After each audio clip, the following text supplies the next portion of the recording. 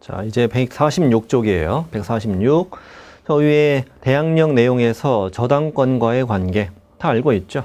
1순위 저당권이 경매 신청하면 임차권은 소멸하고 대항력 없다. 그다음 2번은 임차인의 후순위 저당권이 경매 신청했더라도 선순위 저당권과 후순위 저당권 사이에 있는 대항력 임차인은 경락인에게 대항력을 주장할 수 없다는 얘기죠. 그다음 적법한 임대 권한, 이거 좀 중요한 내용이에요. 민법에서 더 중요하다고 생각합니다만, 자, 임대인과 임차인. 자, 임대차 계약 자체가 유효하기 위해서 그 임대인이 꼭 소유자임을 요하는 건 아닙니다. 임대인이 소유권도 없고 기타 임대할 권한도 없어도 임대차 계약 자체는 유효합니다. 임대차 채권 계약이 무효가 될 수는 없죠. 다시, 임대인이 소유권도 없어, 적법하게 임대할 권한도 없어, 그래도 임대차 계약은 유효합니다. 그런데 주의할 점은 2번, 적법한 임대 권한이 없는 사람과 계약을 했을 때는 주임법이 적용되지는 않는, 임차인이 법의 보호를 받을 수는 없다는 거야. 임대차 계약 자체는 유효하지만 임대인에게 소유권도 없어, 또 적법한 임대 권한도 없어. 그랬어도 임대차 계약 자체는 유효하지만 임차인이 법의 보호를 받을 수는 없어요. 두 가지 잘 기억해 두시고, 그럼 3번, 임차인이 법의 보호를 받으려면 임대인이 소유자이거나 아니면 적법한 임대 권한을 가지고 있어야 한다는 얘기잖아요. 근데 그자가 꼭 소유자임을 요하는 건 아니야. 그래서 3번, 이 법이 적용되는 임대차가 임차인과 주택의 소유자인 임대인 사이에 임대차 계약이 체결된 경우로 한정되는 것은 아니야. 그러나 적어도 그 주택에 관하여 적법하게 임대차 계약을 체결할 수 있는 권한을 가진 임대인이 계약을 체결할 것이 요구됩니다. 다시 정리합니다. 임대인에게 소유권 없습니다. 적법한 임대 권한도 없습니다. 그래도 임대차 계약 자체는 유효합니다. 그러나 소유권도 없고 적법한 임대 권한도 없는 사람과 계약을 했을 때는 임차인의 보호를 받을 수 없습니다. 그러면 소유자와 임대차 계약을 하면 법의 보호를 받을 수 있죠. 근데 꼭 소유자임을 요하는 건 아니지만 적어도 이 집을 적법하게 임대할 수 있는 권한을 가진 임대인과 계약을 해야만 보호를 받는다는 얘기예요. 꼭 소유자임을 요하는 건 아니에요. 적법한 임대 권한만 있어도 돼요. 그러면 이제 4번은 뭐냐면, 이자는 매도인 갑, 이자는 주택의 매수인 을. 주택의 매매 계약이 있었어요. 매매 계약이 있었고, 근데 아직 이자는 소유자는 아니지만 인도받았어요. 열세를 넘겨받아서 갑은 을에게 적법한 임대 권한을 묵시적으로 부여했다라고 볼 수 있다는 거죠. 그럼 이자는 아직 소유자는 아니지만 이자로부터 임대차 계약을 임차인이 대항력을 갖추었을 경우 임차인은 법의 보호를 받을 수 있죠. 적법한 임대 권한을 갖고 있으니까. 이자는 소유자가 아닐지라도. 그러니 그 이후에 주택의 매매 계약이 해제되었을지라도 그 매도인의 명도 청구에 임차인은 대항할 수 있다 없다? 대항할 수 있다고 한 거예요. 그 얘기가 4번입니다. 4번은 중요합니다. 자, 5번은 임차인 갑이 임의 경매 절차에서 최고가 매수 신고인이었던 을과 임대차 계약을 체결했습니다. 그리고 인도받고 전이신고 마치고 확정이자 받았을 때 을이 최고가 매수 신고인이라는 것 외에는 임대차 계약 당시에 적법한 임대 권한이 있었음을 인정할 수는 없다. 이렇게 얘기합니다. 약간 편집이 좀 잘못됐는데요. 자, 어쨌건 그렇게 됩니다. 최고가 매수 신고인이었을 당시에는 적법한 임대 권한이 있다고 볼 수 없다. 이자는 소유자가 될 거라 확실시되지는 아닌 거잖아요. 자, 그렇게 되는 내용이고요. 다 판례입니다, 우리. 3번은 갑이 자신의 주택을 을에게 매도했고 동시에 다른 임차했을 경우에는 을 앞으로 소유권 이전 등기된 다음 날 대항력을 취득한다고 그랬어요. 임차인으로 대항력을 취득한 시기는 을 앞으로 소유권 이전 등기한 날이 아니라 다음 날입니다. 2일부터입니다. 자, 우선 변제권 확정일자 갖추면 경공매 시 대지 경락대금을 포함한다는 거 주의하시고 임차인의 우선 변제권은 대지도 미칩니다. 순위 권리자 기타 채권자보다 우선 변제를 받을 수 있습니다. 2번은 확정일자 받은 계약서에 아파트 명칭, 동호수 기재가 누락돼 있어도 확정일자 받은 계약서는 유효합니다. 계약서는 유효하고요. 확정일자를 갖추지 못했다고 볼 수는 없어요. 그 다음에 우선 변제권 발생 시기 중요해요. 표를 보시면 임차인 갑은 7월 15일 날 주민등록 확정일자 다 갖췄어요. 그럼 다음 날 0시에 두 가지가 동시에 발생합니다. 그러니까 대항력은 주민등록한 다음 날이고요. 우선 변제권 발생 시기는 대항력 발생 시기와 확정일자가 만나야 돼요. 그러니까 다음 날 0시에 생깁니다. 근데 확정일자를 주민등록 이전에 미리 찍어 놨어도 대항력이 7월 16일 0시에 발생하므로 우선 변제권도 그때서야 발생합니다. 그래서 그 박스 위에 내용을 읽어볼게요. 동그라미 3번. 임차인이 주택의 인도와 주민등록을 마친 당일 주민등록 이전에 확정일자를 갖추었어도 우선 변제권 발생 시기는 인도와 주민등록 마친 다음 날이라고 답을 하셔야 된다. 갑과 을을 말하는 거죠. 이 문장은. 다음 평은 이틀 뒤에 확정일자 찍었다. 대항력은 무조건 주민등록한 다음 날이라는 걸 주의하셔요. 그리고 우선 변제권은 대항력이 이미 생겼으니까 확정일자 받은 그날 바로 발생합니다. 다음 3번 되게 중요하죠. 임차권은 경매로 소멸하는 것이 원칙이지만 두 번째 줄이요. 보증금이 모두 변제되지 아니한 대항력 있는 임차권은 경매로 소멸하지 않는다는 거. 중요한 법조문입니다. 3번, 4번을 묶으시고 보증금이 모두 변제되지 아니한 대항력 있는 임차권은 경매로 소멸하지 아니한다고 했는데 이 소멸되지 않는 임차권의 내용에는 대항력뿐만 아니라 우선 변제권까지 포함되는 건 아니다. 우선 변제권은 경매로 소멸합니다. 대항력은 소멸하지 않는 얘기지. 다음에 임차인은 법에 의해서 강제 경매 신청 가능한데요. 기간이 끝났는데 보증금을 돌려주지 않는다. 보증금 반환 청구 소송, 확정 판결, 집행권원에 기해서 경매 신청할 때는 민사집행법 규정에도 불구하고 반대 의무 이행을 집행개시조건으로 하지 않는다라고 해서 주택을 명도하지 않고도 경매를 신청할 수 있어요. 1번, 2번 묶으시고 임차인은 임차주택을 양수인에게 인도하지 아니하면 우선 변제권 행사에 따라 보증금을 받을 수는 없다. 그러니까 이거 헷갈리면 안 돼요. 1번에 경매 신청을 할 때는 주택을 명도하지 않고도 경매를 신청할 수 있지만 나중에 배당을 받을 때는 넘겨야 돼요. 자, 양수인에게, 경락인에게 주택을 인도하지 아니하면 우선 변제권 행사에 따라 보증금을 받을 수는 없다. 이건 맞다고 잘 해야 돼요, 또. 그런데 3번은 임차인은 주택을 양수인에게 인도하지 아니하면 경매 시 임차주택 환가대금에서 보증금을 수령할 수 없다고 한 법조문은 이 법조문의 의미가 임차인의 보증금을 수령하기 위해서 주택을 명도했다는 증명을 한다는 걸 의미하는 것이지 주택 명도 의무가 보증금 반환 의무보다 선이행돼야 되는 것은 아니라는 의미다. 그냥 동시행 관계라는 것이 먼저 이행을 해야 되는 건 아니라는 뜻이라는 거지. 판례는 그렇다는 거야. 법조문은 2번이고 법조문 2번을 그대로 내는 걸 더 좋아해요. 동그라미 1번과 2번을 잘 비교하시고요. 4번은 별거 아니에요. 대항력과 우선 변제권을 다 갖고 있는 1번 임차인이 보증금 반환 청구 소송, 확정 판결, 집행권에 의해서 경매 신청을 했다면은 이제는 대항력과 우선 변제권 중에서 우선 변제권을 선택해서 행사한 거잖아요. 그러니 우선 변제권을 인정받기 위해서 별도 배당 요구를 꼭 해야 되는 건 아니다. 당연한 얘기하고 있죠. 우선 변제권 관련 판례가 써 있는데요. 1번은 인도와 주민등록은 대항 요건이지만 우선 변제권이 요건이기도 하니까 경매 시는 배당 요구 종기까지 유지하고 있어야 한다. 주민등록을. 인도와 주민등록은 배당 요구 종기까지 유지하란 말이에요. 2번도 출제했어요. 대항력 갖춘 임차인, 1번 대항력 갖춘 임차인인데 그 다음 저당권 2번 들어왔어요.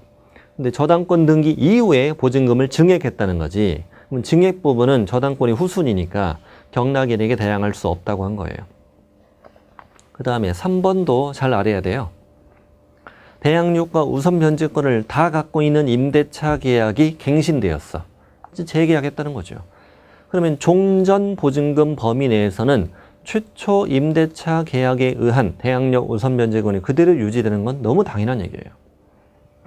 다음에 미등기 건물도 이 법의 보호를 받으니까요. 미등기 주택 임차인도 주택 대지 환가대금에서 우선 변제권 행사할 수 있다는 말이에요. 임차인의 우선 변제권은 대지에도 미치잖아요. 4번은 확정일자 갖춘 임차인, 소액 임차인은 주택과 대지가 함께 경매되는 경우뿐만 아니라 주택과는 별도로 대지만 경매될 경우에도 우선 변제권 행사가 된다. 이런 얘기예요. 자, 6번. 임차인이 지위 강화를 위해 별도의 전세권 등기를 마쳤어도 대항력권을 상실했다면 주임법상의 대항력과 우선 변제권은 상실합니다. 자, 7번. 7번은 민법에서 더 중요하다고 생각하는데 최선순위 전세권.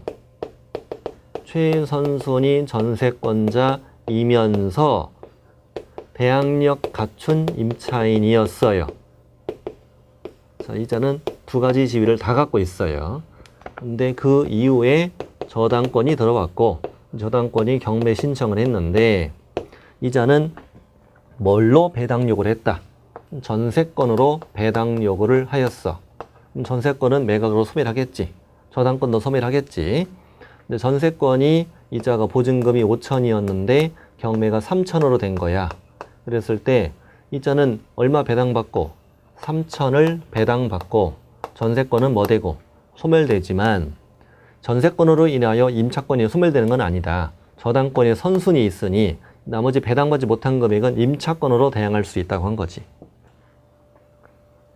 7번 읽어보세요. 읽어보시고 8번도 마찬가지예요. 똑같아요. 최선순위 전세권자야. 전세권 임차인으로서 지위와 전세권 지위를 함께 가지고 있는 자가 이번에는 임차인으로 배당 요구를 했어요. 확정일자 찍었거든요. 그랬을 때 전세권에 관하여도 배당 요구가 있는 것으로 볼 수는 없다. 전세권마저 소멸되는 건 아니다는 얘기죠. 7번, 8번은 유사한 내용이죠. 그 9번, 10번을 묶으시고 이어지는 판례입니다. 굉장히 최근 대판입니다. 작년 8월 달에 나왔으면 굉장히 최근이죠. 민법에서 더 중요하다고 생각해요. 임대주택을 인도하는 것은 임대인이 임차인에게 현관이나 대문의 열쇠를 넘겨주었는지 자동문 비밀번호를 알려주었는지 이사를 할 수 있는지 등도 고려해야 한다는 얘기지. 자, 이런 것도 고려해라. 그냥 고려해야 된다 이 말이야. 이어집니다 계속. 자, 그러면 10번 주임법은요. 임차인에게 우선 변제권이 인정되기 위하여 우선 변제권을 임차인이 인정받기 위해서는 대항 요건과 확정일자를 갖추는 것 말고도 계약 당시 보증금이 전액 지급되어 있을 것을 요하진 않아요. 자, 따라서 이어지는 게 중요합니다. 임차인이 임대인에게 보증금의 일부만을 지급하고 대항 요건과 임대차 계약 증서사의 확정일자를 갖춘 다음에 나머지 보증금을 나중에 지급했다 할지라도 특별한 사정이 없는 한 대항 요건과 확정일자를 갖춘 때를 기준으로 해서 우선 변제권이 인정된다는 얘기야. 우선 변제권이 인정되기 위해서 대항 요건, 임대차 계약 증서사의 확정일자 갖추는 것 말고도 계약 당시 보증금이 전액 지급되어 있을 것을 요하는 건 아니라는 거야. 일부만 지급했을지라도 인정하겠다는 거죠. 특별한 사정이 없는 한 인정하겠다. 다음 페이지, 금융기관이 우선 변제권을 승계하는 제도. 1번 임차인이 대항력도 있고 우선 변제권도 갖추었는데 보증금은 1억이었다. 근데 이번에 보증금이 무려 5천만 원이나 증액이 됐다는 거죠. 이 금융기관으로부터 대출을 받아요. 그리고 임차인은 현재 보증금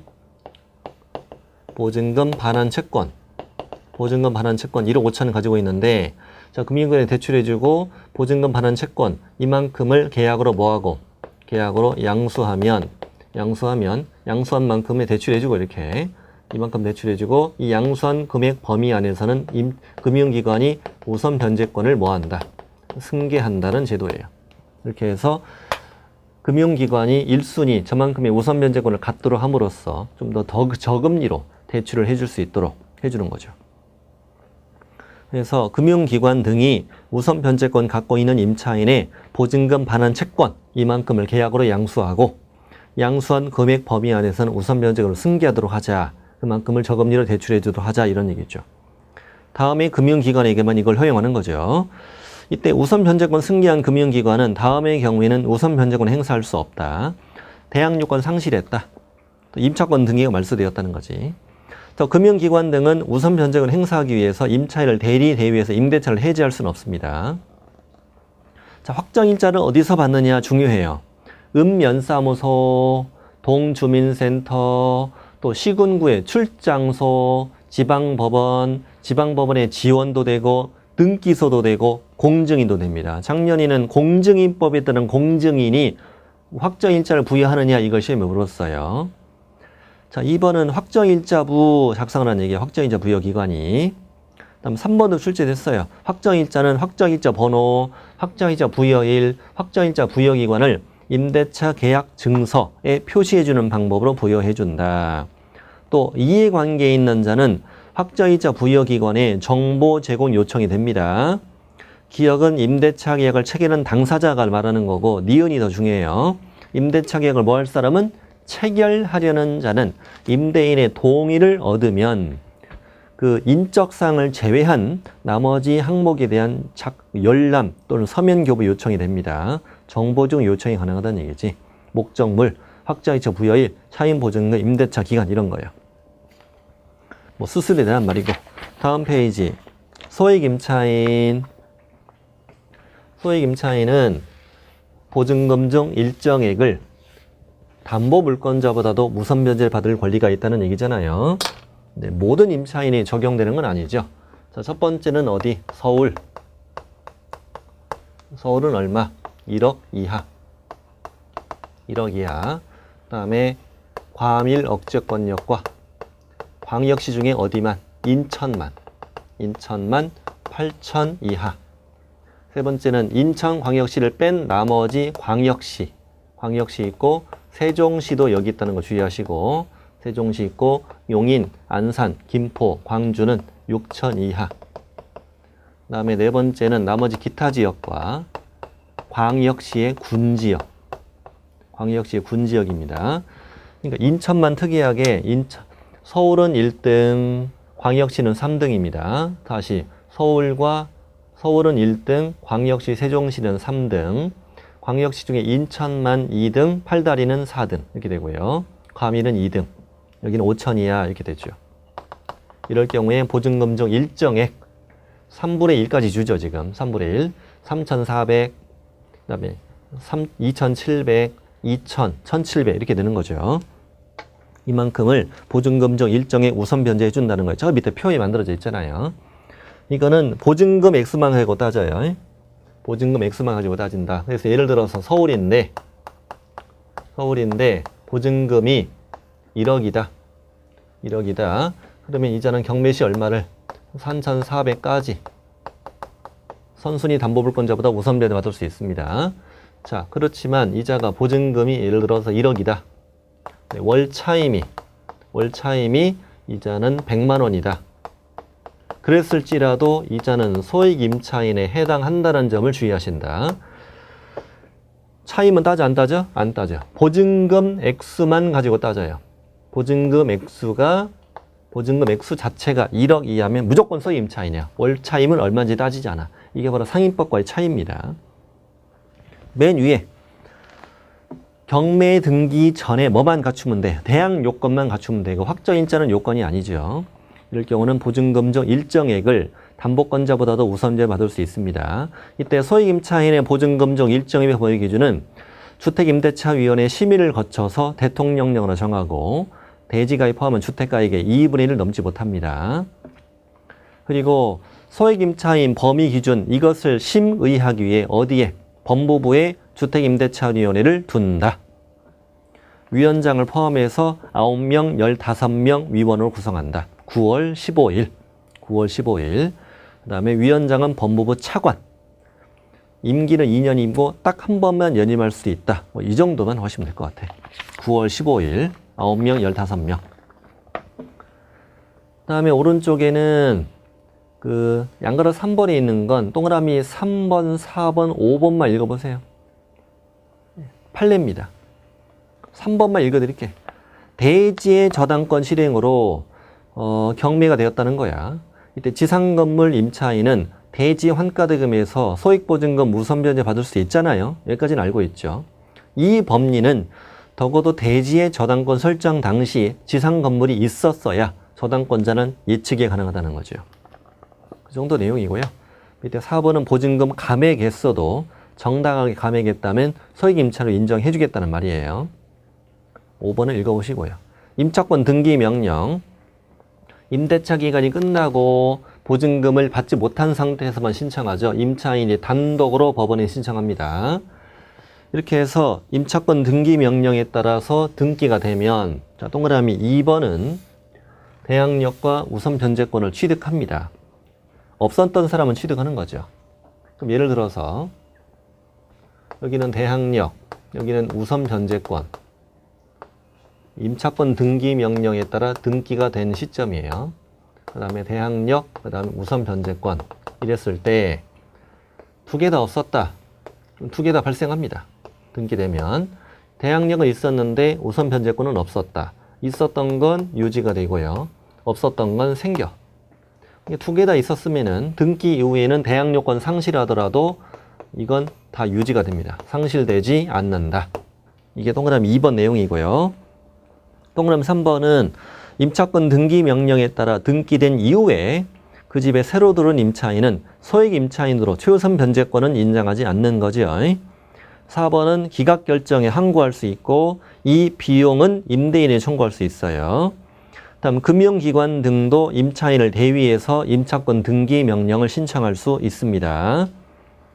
다음 임대인의 보증금 반환 의무는 임차인의 등기 말소 의무보다 먼저 이행되어야 한다. 보증금 반환이 우선되어야 합니다. 다음 페이지 갑니다. 최단 기간 2년 보장하죠. 2년 미만으로 정하면 2년으로 본다. 다만 누구만 임차인만 2년 미만의 유예함을 주장할 수 있고 임대인들은 틀리죠. 자, 묵시적 갱신 임대인은 끝나기 6개월 전부터 1개월 전까지 갱신거절 통지, 조건 변경 통지 않으면 그 기간이 끝난 때 동일한 조건 임대차인 것으로 본다. 임차인이 끝나기 1월 전까지 통지하지 않은 경우 마찬가지다. 법정 갱신, 묵시적 갱신되면 기간은 몇 년? 2년 자동 연장된다. 다음은 몇 기? 2기 연체하면 인정하지 않는다. 해지 통지 누구만? 임차인만 언제든 계약 해지 통지할 수 있다. 임대인이 통지받고 3개월 효력이 발생한다. 차임 증감 청구. 자, 조세 공과금이나 경제사정 변동으로 인해서 상당하지 아니하게 되면 증액, 감액 다 청구할 수 있습니다. 다만 증액은 20분의 1을 넘지 못하고 한 번 증액 후 1년 이내 못합니다만 주의할 점은 감액은 20분의 1로 제한하면 틀려요. 감액은 제한이 없다. 다만 이 증액 제한은 임대차 계약이 종료되어 재계약할 때 종료 전이라 합의로 증액되는 경우는 적용되지 않는다. 재계약할 때 적용 안 되는 건 중요하죠. 그 다음에 보증금의 일부나 전부나 일부를 월차임으로 돌릴 때 전환되는 금액에다가 둘 중에 낮은 거 높은 거 낮은 걸 곱해야 되죠. 연일할 또는 한국은행 기준금리 더하기 3.5 둘 중에 어떤 걸로 낮은 걸 곱해야 된다. 낮은 걸 곱한다고 그랬어요. 예를 들어서 전세 1억이었는데 이거를 4천을 남겨두고 나머지는 월차임으로 받자 이런 얘기지. 그럼 6천에다가 곱하기 둘 중에 낮은 걸로 하라고. 그럼 기준금리가 얼마인지를 시험에 줘야 되겠지? 1.5라고 줬다 만약에. 그러면 합하면 얼마? 5% 곱하기 5%가 되는 거죠. 이게 연 5%죠. 6천의 5%는 300만 원. 300만 원이 1년치 차임. 이거를 12달로 나누면 한 달 월 차임은 25만 원이라고 이렇게 계산하시면 된다 이거야. 자, 됐고. 다음 동그라미 4번도 읽어보셔야 돼. 초과된 건 반환 청구할 수 있다는 말이야. 임차권 승계. 상속권자 없이 사망했다고. 사실혼 관계에 있는 자가 단독 승계.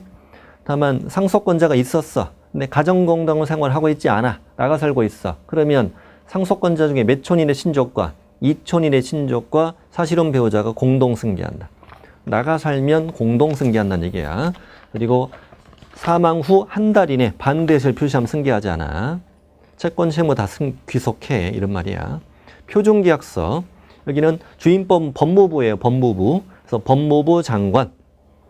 주택임대차 계약을 서면으로 체결할 때 법무부 장관이 서식을 정해 권고하는 주택임대차 표준계약서를 우선적으로 사용한다.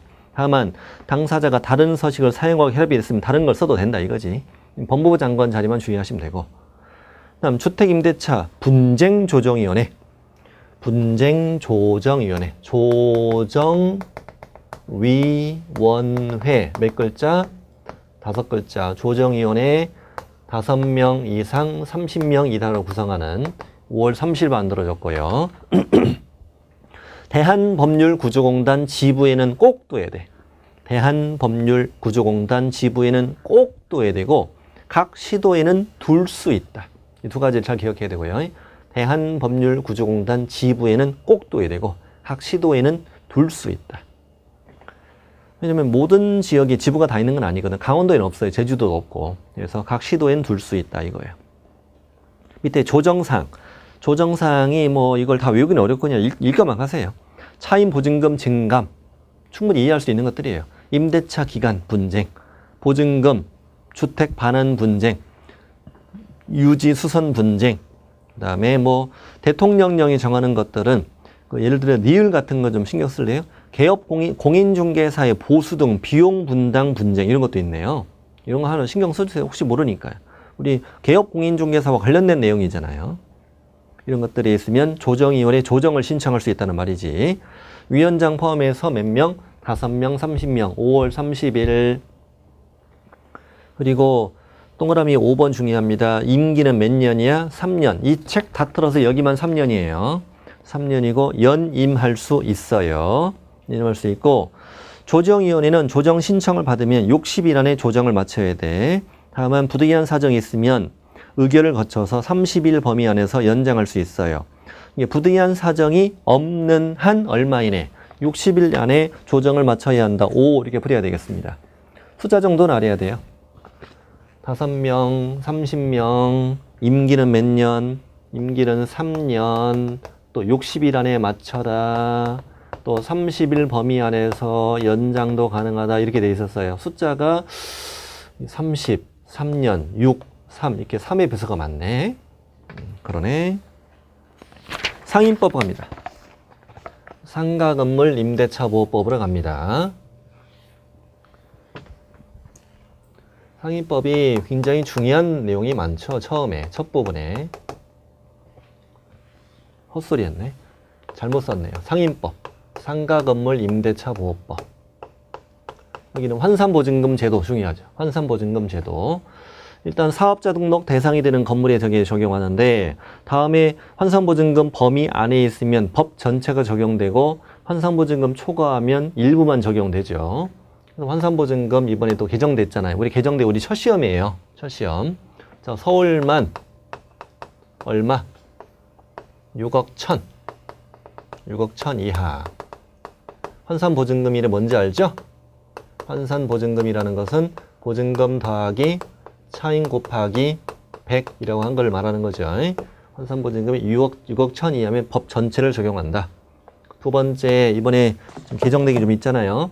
수도권 중에 과밀 억저권역은 당연히 들어가고 여기도 인천도 당연히 들어가는데 이번에 개정된 게 부산광역시가 들어왔다. 부산광역시가 처음 들어왔으니까 주의하시자. 5억 이하. 다음 세 번째는 부산과 인천을 뺀 나머지 광역시. 이번에 새로 올라온 게 또 세종시. 세종시가 올라왔어요. 그 다음에 용인, 안산, 김포, 광주, 파주, 화성, 용인, 안산, 김포, 광주, 파하 이런 건 외우기 어려워요. 어렵고 3억 9천 이하다. 나머지 기타 지역과 광역시, 군지역, 군지역은 2억 7천 이하다. 이거 어떻게 외우랬죠? 6 빼기 1은 5, 6일 5, 3 곱하기 9, 3, 9, 27 이렇게 외우시라고. 아니, 어떤 지금 공부하시는 분께서 저한테 이렇게 알려주셨어요. 제가 개발한 거 아니에요. 정확히 해야죠. 정확히 해야죠. 어떤 분이 알려주셨어요. 이렇게 해보라고 했더니 너무 좋더라고. 615 3927. 저는 모 사이트 비밀번호를 615 3927로 만들었어요. 이거 외우려고. 615 3927 이렇게 615 3927. 우리 중요한 게 많습니다. 이게 이 범위 안에 있으면 상인법 전체가 적용되고, 이 환산보증금을 초과할 경우에는 일부 내용만 적용된다. 자, 그래서 밑에 환산보증금 초과하면 다음의 내용만 적용된다. 박스 밑에 표준계약서 3권 대요 이렇게 외우자고. 표준계약서 3권 대요. 요가 뭐예요? 갱신요구권이죠. 대는 대항력이고, 대항력 갱신요구권. 그 다음에 계약갱신 특례는 뭐냐면, 특례라는 게 임차인에게 유리한 말이 아니고 임대인에게 유리한 특례입니다. 환산보증금 초과하는 임대차에 대해서 갱신 요구돼서 갱신됐을 때는 조세 공과금이나 주변 상가분의 차임 보증금이나 이런 걸 고려해서 차임 보증금의 증감을 추가로 청구할 수 있다는 거예요. 이게 원래 이제 우리 100분의 5, 이번에 5%로 제한됐잖아요. 100분의 5를 초과해서도 증액 청구된다는 얘기입니다. 증액 청구 제한이 100분의 5로 제한되는 게 아니란 얘기야. 권리금 보호 규정, 3기 연체했을 때 해지, 표준계약서 권장 이거예요. 대항력 갱신 요구권 100분의 5 제한하지 않는다.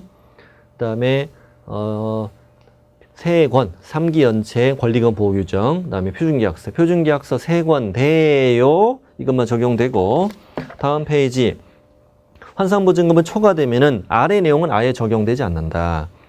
확정일자를 찍어주지도 않는다. 확정일자 우선 변제권 없어.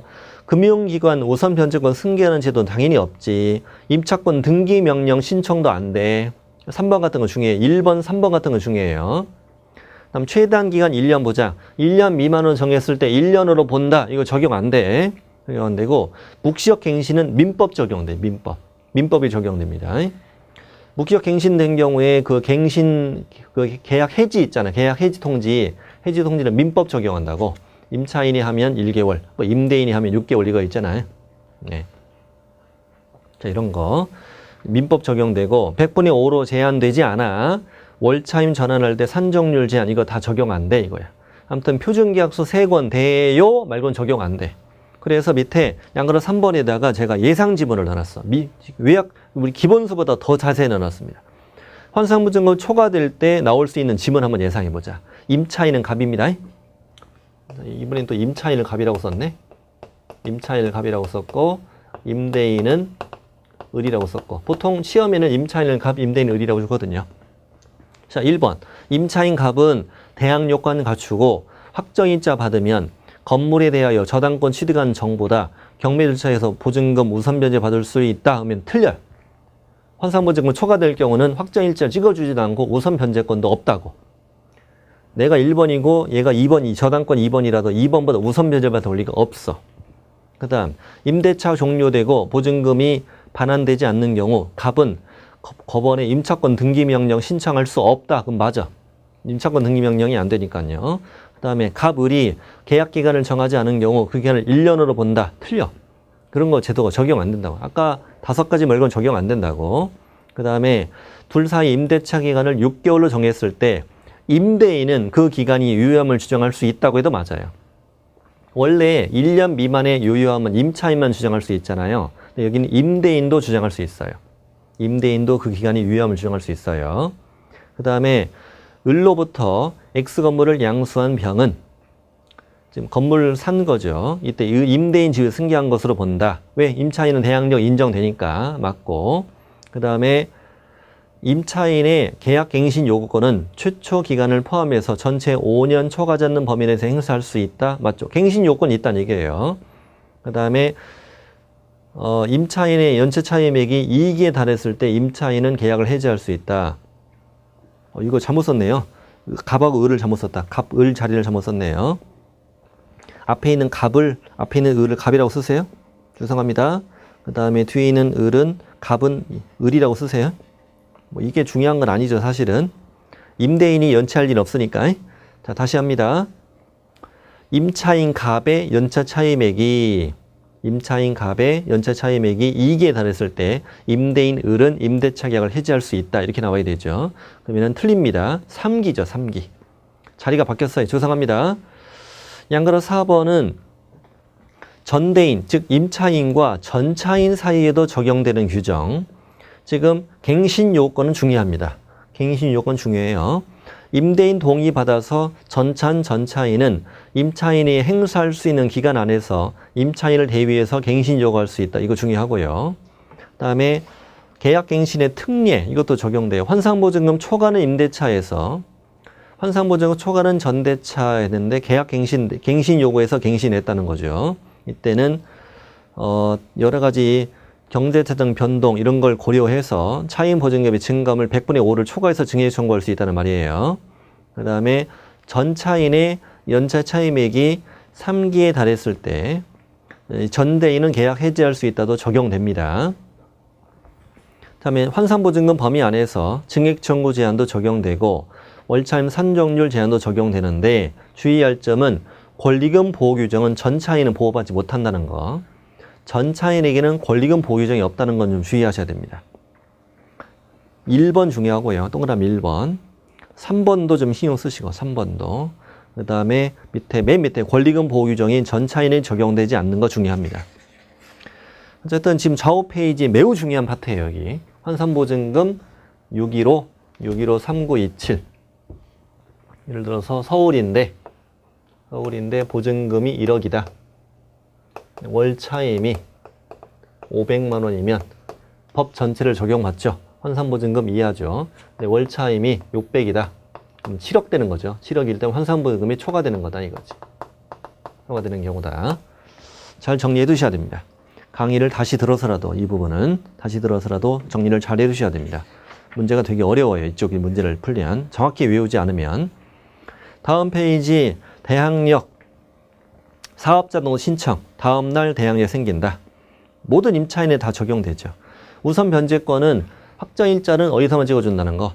오로지 세무서에서만 찍어준다는 거. 근데 이건 환산보증금 초과되면 적용이 안 된다는 것도. 자, 나머지 똑같아요. 금융기관 우선 변제권 승계 주임법과 같아. 아까 내용 똑같고. 저 밑에 확정일자 부여 임대차 정보 제공도 확정일자를 세무서에서만 찍어준다는 것 빼곤 다 똑같아. 예를 들어 동그라미 4번 같은 것도 임대차 계약을 체결하고 싶은 사람은 임대인의 동의받아서 정보 제공 요청이 됐었죠. 오른쪽에 6번, 특히 6번, 7번 한번 읽어보시고 확정일자부 기재사항이 있죠. 양가로 5번, 거기도 참고하세요. 세무서자에게 확정일자 부여 신청하라는 얘기예요. 동그라미 2번도 한번 읽어보시고 확정일자 번호, 부여일, 세무서장을 계약증서 원본에 표시해준다고. 관인 찍어준다고. 3번처럼 계약의 변경, 갱신되면 신청에 따라 새로운 확정일자 부여한다고. 다음 소액임차인 범위라고 써 있는데 소액임차인 범위는 제 생각엔 시험에 안 내는 게 바람직하다고 봐요. 지금 이거하고도 달라요. 이거하고도 달라 또. 서울 맞죠? 서울은 맞는데 여기는 괌이라고 인천만 있어. 부산도 빠져 있었다. 그리고 뭐 광역시 용인하산 김포 광주 부산은 여기 있어 또. 세종시도 이쪽 빠져 있고 이쪽 아직 개정이 안 돼가지고 이쪽을 문제를 안 내주는 게 바람직하다고 봐요. 숫자는 외우지 마시고 그냥 그런가 보다 하세요. 그 위에 있는 내용은 주임법과 같아요. 보증금 중 일정액을 담보권자보다 우선 변제 받을 수 있는데 경매 신청 등기 전에 대항 요건을 갖추어라는 얘기지. 확정인자 요건이 아니죠. 대지가에 포함한 건물가액의 2분의 1까지 인정하는 거 똑같고. 다음 페이지. 기간. 기간 정함이 없거나 1년 미만으로 정했을 때 1년으로 본다. 이것은 환산보증금 초과 적용 X. 지금 메모해 두셔도 돼. 환산보증금 초과되면 적용돼, 안 돼? 안 돼. 또 임차인은 1년 미만으로 정한 기간이 유효함을 주장할 수 있다. 이거는 환산보증금 범위 안에 있든 밖에 있든 다 주장할 수 있어. 당연히 주장할 수 있는데 임대인도 주장할 수 있어. 환산보증금 초과되면. 아까 우리 배웠던 것처럼 환산보증금 초과되면은 1년 미만의 유효함을 임차인과 임대인 모두 다 주장할 수 있는 거야. 환산보증금 범위 안에 있으면 임차인만 주장할 수 있는 거고. 그리고 1년 미만으로 정했을 때 1년으로 본다는 것은 환산보증금 초과되면 아예 적용이 안 돼요. 자, 갱신요구권. 갱신요구권은 모든 임차인에 다 적용하죠. 임대인은 임차인이 기간이 만료되기 6개월 전부터 1개월 전까지 사이 갱신 요구했을 때 정당한 사유 없이 거절하지 못하며 아래의 사유가 있으면 갱신 요구를 거절할 수 있지. 거절할 수 있지. 3기 연체했다. 또 거짓 부정한 방법으로 임차했다. 당연한 거야. 서로 합의해서 임대인이 임차인에게 상당한 보상을 제공해 주었다. 다음에 니을, 미음, 비음 묶으시고 전부 또는 일부라고 써 있죠. 동의 없이 전부 전대일 수도 있고 동의 없이 일부 전대일 수도 있어요. 또 전부나 일부를 고의나 중대한 과시로 파손했다. 근데 전부라고 문제 내기는 어렵다고 봐요. 여러분 전부를 고의로 파손? 말도 안 되잖아. 전부를 중대한 과시로 파손. 감옥 가야 돼요. 당연히 갱신요구 거절할 수 있고 일부를 시험에 내는 게 바람직하죠. 일부를 고의로 파손, 일부를 중대한 과시로 파손 해도 갱신요구 거절할 수 있다. 밑에도 마찬가지야. 전부 멸실. 그러면 어디서 장사합니까? 그렇잖아요. 일부 멸실 해도 갱신요구 거절할 수 있다. 그 다음에 시옷번은 전부 또는 대부분 철거 재건축인데 그게 일부가 아니에요. 일부를 부시는데 나머지 저쪽 오른쪽 귀퉁이가 나갈 리는 없잖아요. 나갈 이유는 없잖아요. 전부 또는 대부분 철거 재건축인데 아래 셋 중 하나 사유가 또 있어야 돼. 임대차 계약 체결 당시부터 공사 시기, 소요기간 등을 포함한 철거 재건축 계획을 임차인이 구체적으로 고지했어야 된다. 노후 훼손, 일부 멸실 등으로 안전사고 우려가 있다. 다른 법령에 따라 철거나 재건축이 이루어진다는 거지. 셋 중 하나 사유가 있어야 돼. 전부 또는 대부분 철거 재건축인 경우고. 다음 박스 밑에 2번 갱신 요구권은 최초 기간을 포함해서 전체 5년까지만 행사할 수 있다. 포함이에요. 제외가 아니야. 그 다음에 3번, 4번 묶으시고 환산보증금 안에서는 갱신 요구에서 갱신되는 임대차는 전 임대차와 동일한 조건으로 다시 계약된 것으로 봅니다. 다만 5%까지만 증액을 청구할 수 있어. 무조건 5%까지만 돼. 그렇지만 환산보증금 초과하는 경우에는 조세 공과금이나 주변 상가건물의 차임 보증금이나 경제 사정의 변동 등을 이유로 100분의 5를 초과해서도 증액을 청구할 수 있다는 말이에요. 잘 이것도 구분하셔야 되고. 그 다음에 아까 했던 전차인은 임차인을 대위해서 갱신 요구할 수 있다고 그랬지. 5번도 되게 잘 나오고. 오른쪽에 묵시적 갱신. 묵시적 갱신은 환산보증금을 초과하는 경우에는 이건 적용이 안 돼요. 이 부분은 민법을 적용하는 거예요. 그래서 임대인이 끝나기 6개월 전부터 1개월 전까지 사이에 갱신 거절 통지 등을 하지 않으면 동일한 조건 임대차인 것으로 본다. 묵시적 갱신되면 1년 연장된다. 임차인만 언제든 해약 해지 통지할 수 있다. 임대인이 통고받고 3개월 지나면 효력이 발생하는 거지. 이건 환산보증금 범위 안에서 되는 거고, 환산보증금은 초과되면은 당사자 둘 다 계약 해지 통지할 수 있어. 둘 다. 임대인, 임차인 다 통지할 수 있고 민법 적용돼. 민법 적용되고 임차인이 하면 1개월, 임대인이 하면 6개월 이렇게 되는 거죠. 효력이 발생하는 거. 차임 증감 청구. 증액은 얼마를 100분의 5를 초과할 수 없다. 환산보증금 범위 안에선 적용이 되고 환산보증금 초과되면 적용이 안 돼. 100분의 5도. 우리 표준계약서 3권 돼요. 이거면 적용되잖아요. 환산보증금을 초과하면은 100분의 5를 초과해서 증액 청구할 수 있어요. 그리고 한 번 증액이 쓴 후 1년 이내 못한다. 감액은 제한이 없다. 다음에 밑에 월차임 전환. 월차임 전환은 아까 주임법은 일할 또는 기준금리 더하기 3.5였잖아요. 여기는 1할 2푼 기준금리 곱하기 4.5 둘 중에 낮은 비율을 곱한다. 주입법과 달라요. 숫자가 상인법이 더 커요. 이때 판례 몇 가지 공부할 텐데 공부할 되게 많죠? 공부가 되게 많아요. 자, 이거는 첫 번째 건 건물의 일부분을 임차하는 경우에는 사업자 등록 신청 시 도면 첨부해야 되고 그렇지 않으면 대항력 없다는 얘기예요. 두 번째는 1번의 가등기 2번의 임차인, 상가 임차인이 대항력 취득했어. 근데 가등기에 대해서 본등기가 됐어. 본등기가 되었을 때 순위는 가등기 순위로 올라가고 중간에 실효되니 대항할 수 있다 없다. 임차인은 본등기 하자에 대항할 수 없다는 얘기예요. 3번은 폐업 신고를 했다가 얼마 후 똑같은 상호와 등록번호로 사업자 등록을 또 했더라도 기존의 대항력 우선 변제권이 그대로 유지되는 건 아니라는 말이지. 다음에 네 번째 거는 사업자 등록 마친 갑이에요. 제가 있는 데까지만 외쳐주세요. 사업자 등록 마친 갑이 전대차 등으로 사업을 개시하지 않거나 사실상 폐업했다면 갑의 사업자 등록은 그 다음 줄 적법한 사업자 등록이라고 볼 수가 없다. 갑이 사업자 등록했지만 전대차를 했잖아요. 전대차를 해서 전차인이 들어와서 영업을 하잖아요. 그러니 이 갑의 사업자 등록으로는 적법한 사업자 등록이라고 볼 수가 없으니까 대항력이 인정이 안 된다는 얘기지. 뒷부분은 뻔하지 뭐. 임차인 갑이 대항력 우선 변제권을 유지하려면 전차인이 사업자 등록을 해야 한다는 얘기지. 그 다음에 밑에 판례는 뭐냐면 지금 갱신 요구권은 몇 년까지만 써먹어? 자, 갱신 요구권. 갱신 요구는 5년까지만 보장되잖아요. 갱신 요구는 다 행사했어. 행사했는데 기간이 끝나기 6개월 전부터 1개월 전까지 사이에 임대인은 갱신 거절 통지할 수 있잖아요. 근데 갱신 거절 통지를 안 했어. 임차인은 더 이상 갱신 요구를 할 수가 없죠.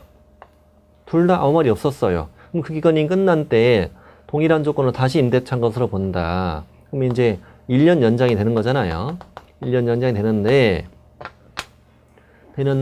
임대인이 뭐라고 주장하냐면 임차인의 계약 기간은 5년까지만 보장되니까 묵시적갱신이 이제 인정이 안 되는 거 아니냐 이렇게 주장한 거예요. 5년이 지나버리면 묵시적갱신은 없다 이렇게 주장하는 거지. 그랬더니 판사님이 아니야.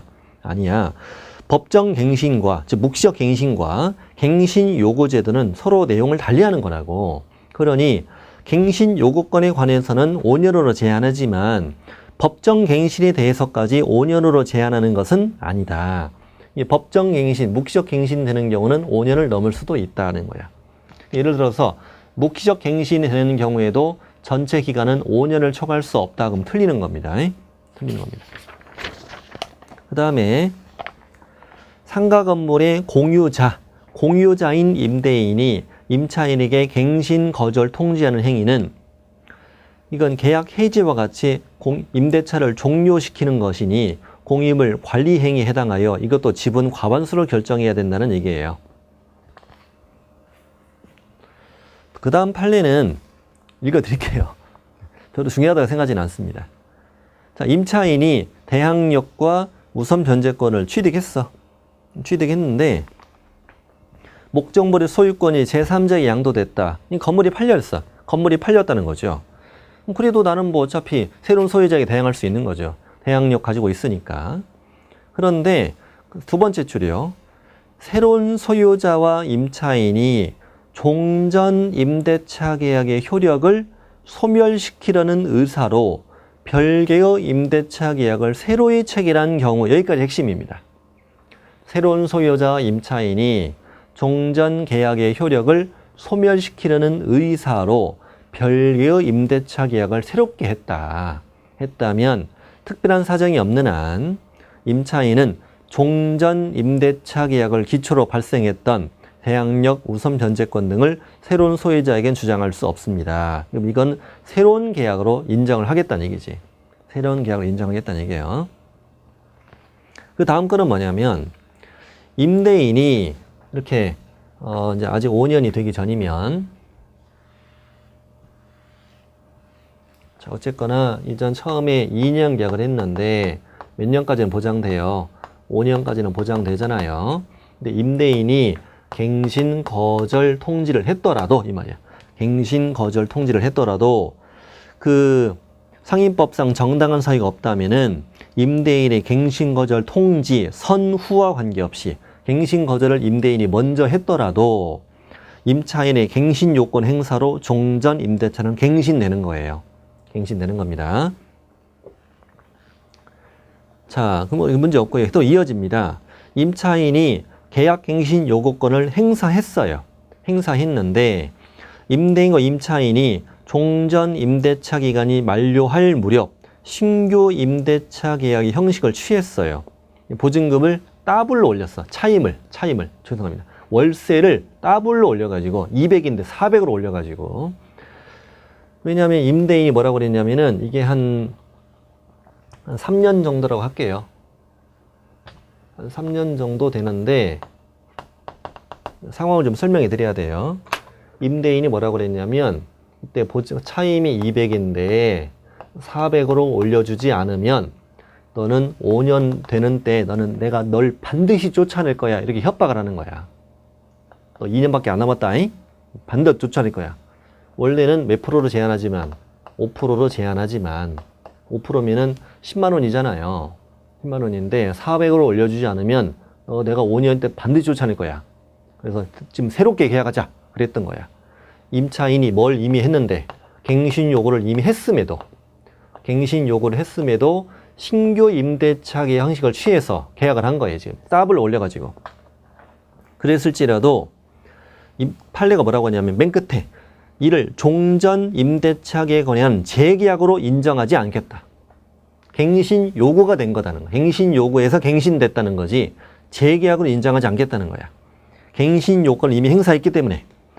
다시 읽어드립니다. 2번. 갱신 요건을 이미 행사했기 때문에 신규 임대차 계약 형식을 취했어도 이걸 재계약으로 인정하지 않겠다.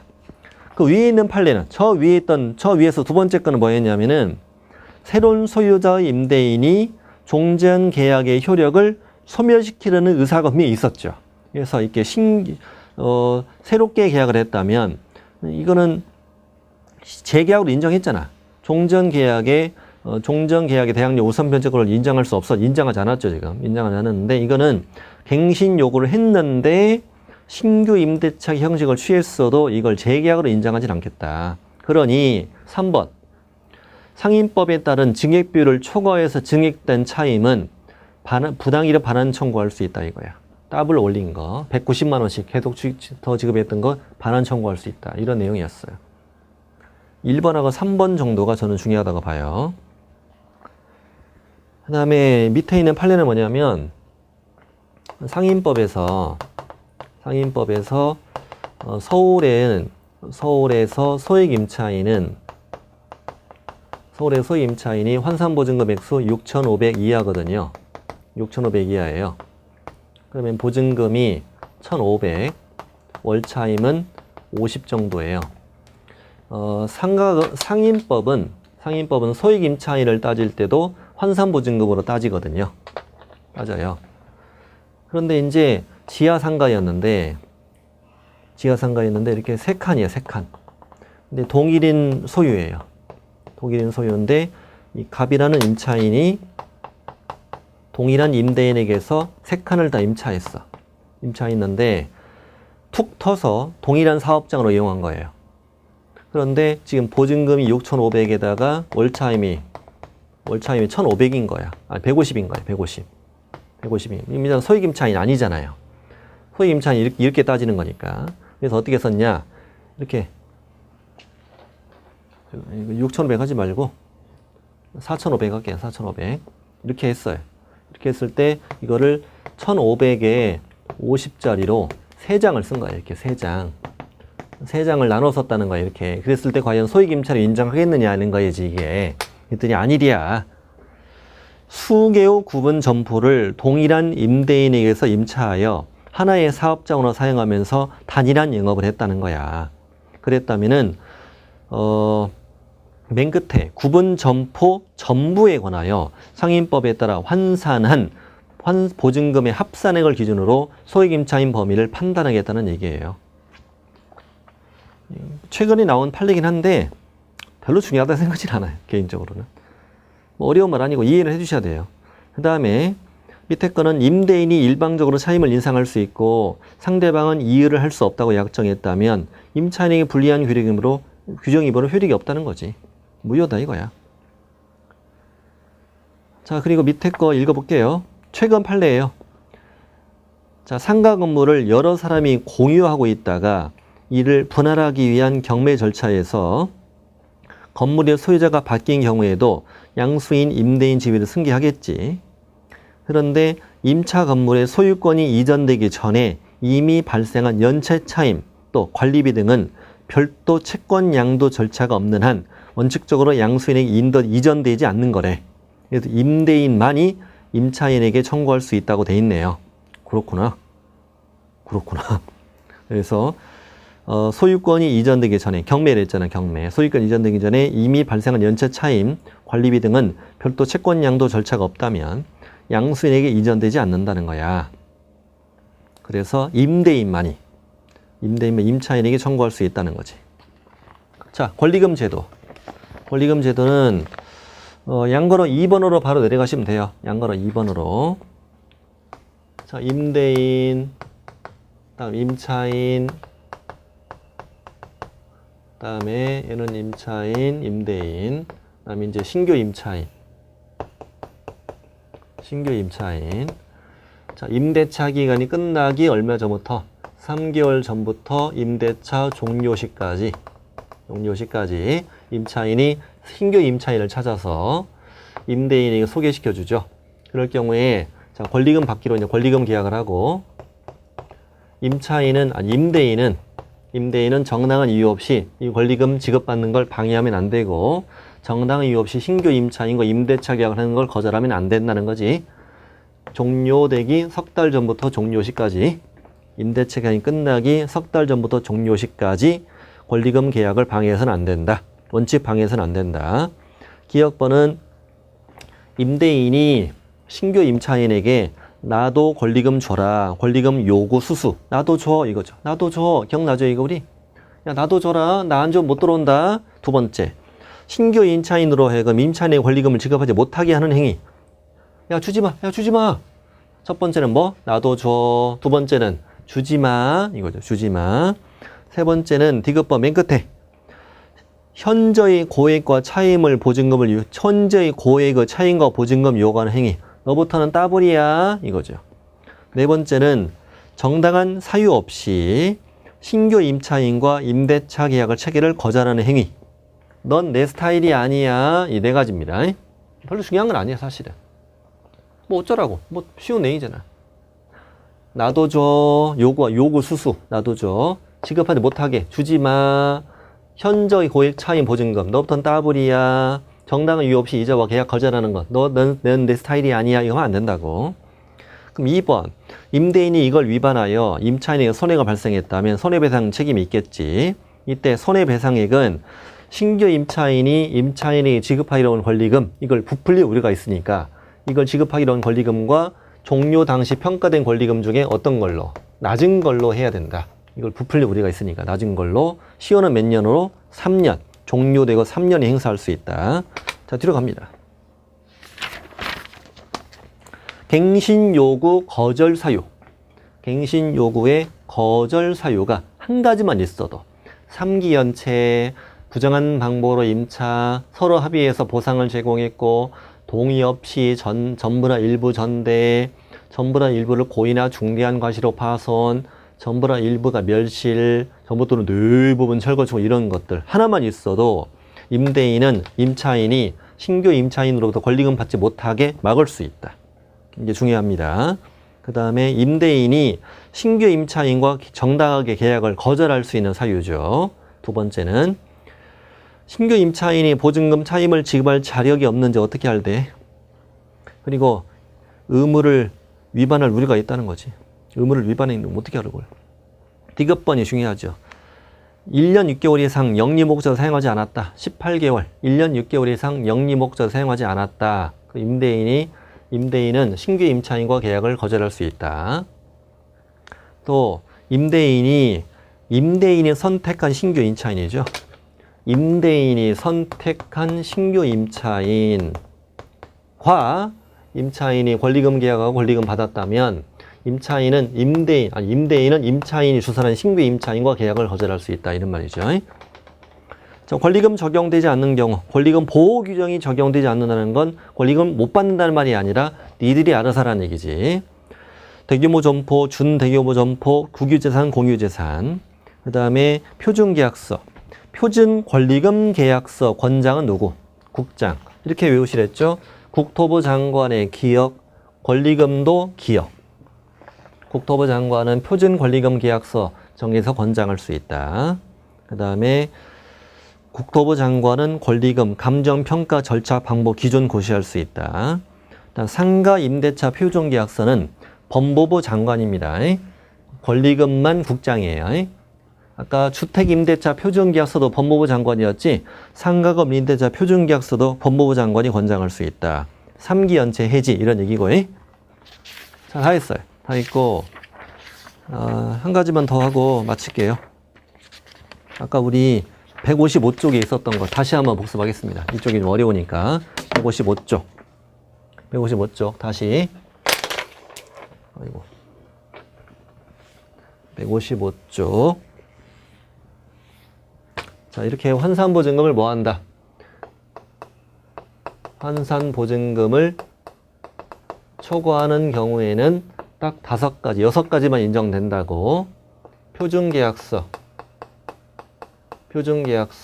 세권, 대요.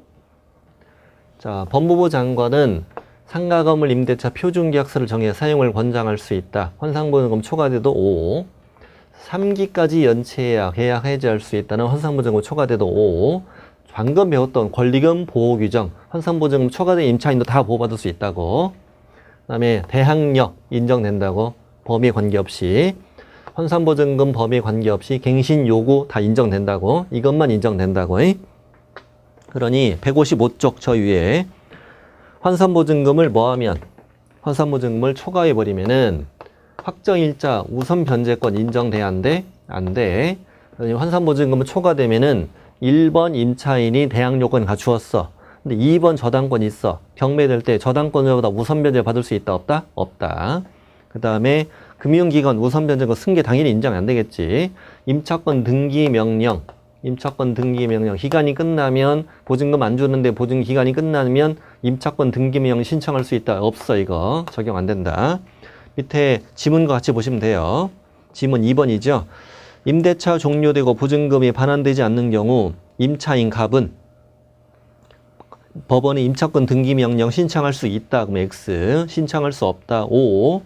그 다음에 1년 보장, 최단 기간 1년으로 보장한다. 적용 안 된다. 그러니까 기간을 정하지 않았어. 1년 미만으로 정했어. 1년으로 본다. 이거는 환산보증금 범위 안에서만 인정하고, 범위 초과되는 경우는 1년 미만 정하면 1년으로 본다 이러면 틀려버려.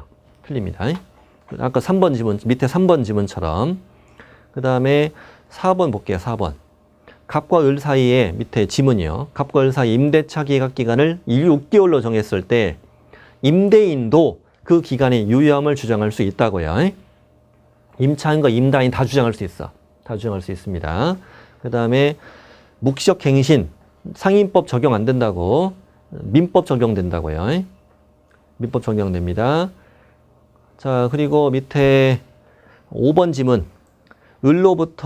임대인 을로부터 X건물을 양수한 새로운 건물 소유자는 임대인 지위에 승계한 것으로 본다. 대항력 인정된다는 얘기죠. 6번은 임차인의 갱신 요구권은 최초 기간을 포함해서 전체 5년까지 행사할 수 있다. 적용됩니다. 그 다음에 7번은 갑을 바뀌었죠. 임차인 갑의 연차 차임액이 2기에 달했을 때 임대인 을은 계약 해지할 수 있다. 틀립니다. 3기까지 연체했을 때 적용됩니다. 3기. 그 다음에 100분의 5로 제한되는 거 있어? 없어? 없어. 조세 공과금이나 주변 상가분의 차임 보증금을 고려했을 때는 100분의 5를 초과해서 증액을 청구할 수도 있어. 원차임 산정률 제한. 월차임 산정률 제한은 연, 1할 2푼, 그 다음에 한국은행 기준금리. 기준금리에서 곱하기 4.5 둘 중에 낮은 거를 적용하는 거 적용 안 돼. 환산보증 소과되면 적용 안 된다. 자, 됐습니다. 고생하셨어요. 이번 주 굉장히 길었죠. 이거 다 하려니까 뭐 양이 어떻게 많은 거 어떻게 합니까? 다 있고 1시간 더 합니다. 1시간 더 13강까지 이어집니다. 원래 12강으로 마치려고 했는데 도저히 못 마치는 거 어떻게 하겠습니까? 1시간 더 해야지. 마지막 경매와 매수 신청 대리를 마지막 시간에 뵙도록 하겠습니다.